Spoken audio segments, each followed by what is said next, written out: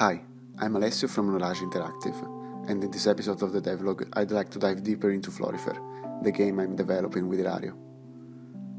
If you don't know us or Florifer, a link to the first devlog will pop up on the screen right now.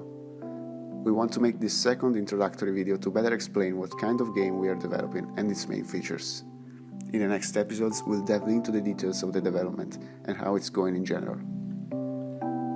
The underlying concept of Florifer is that of an open world focused on exploration in which the player goes searching for the last seeds on Earth, gathers them and grows them in the pothorn, a big horn-shaped vase you carry as a rucksack.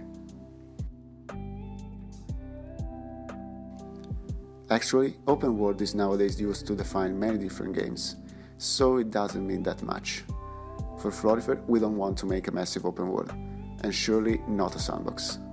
Instead, we want to build a carefully handcrafted world, in which quality has priority over extension.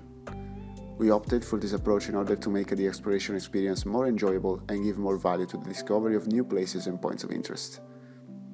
Just to give you a clearer idea, some examples of open world games from which we are drawing inspiration are Naughty Dog's Jak 3, Team Ico's Shadow of the Colossus, or even some more recent indie games like Yonder the Cloudcatcher Chronicles by Prideful Sloths and Pine by Trial Bounds.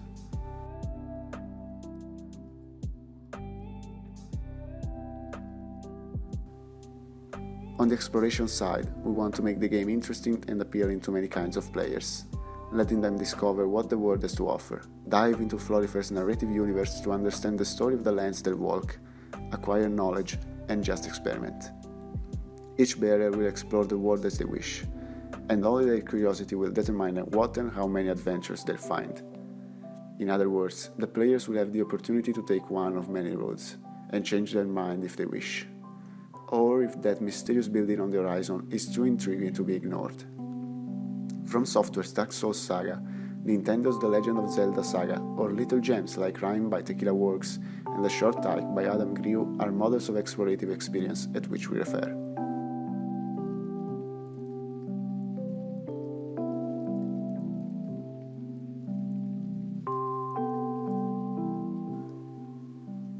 Finally, the bearer is the one who carries and takes care of the seeds, extremely rare and in need of attention.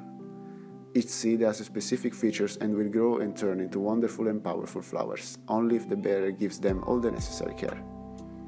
The flowers will follow the players in their journey and will be the key to comprehend the world of Florifer.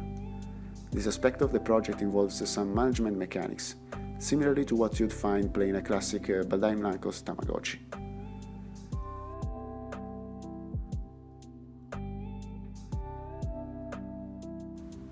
In the time passed since the last devlog, the status of the pandemic around the world seems to have grown worse. From our homes here in Italy, we see other countries in Europe and America entering the same quarantine we are experimenting.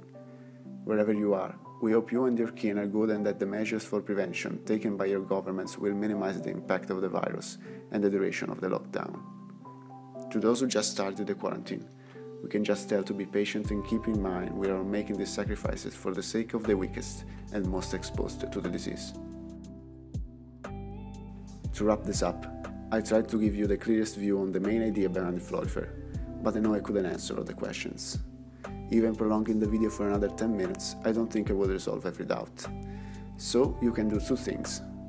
Leave a comment asking whatever you want here below the video or directly on our Discord server, or keep following this project, and step by step we'll manage to answer everything, until we'll eventually publish the game. Another clarification we want to make is that right now, we are at the very beginning of this adventure, and as far as we can study and develop the design of the game, nothing said so far may be 100% representative of the final product. It will depend on a lot of factors, like design choices we might pick in the future, and the support itself we receive from you guys. For now, thank you for watching. We hope to see you in the next episode of the Devlog. In the meantime, don't forget to follow us on our social channels and jump on our Discord server to have a chat. Take care, see you soon.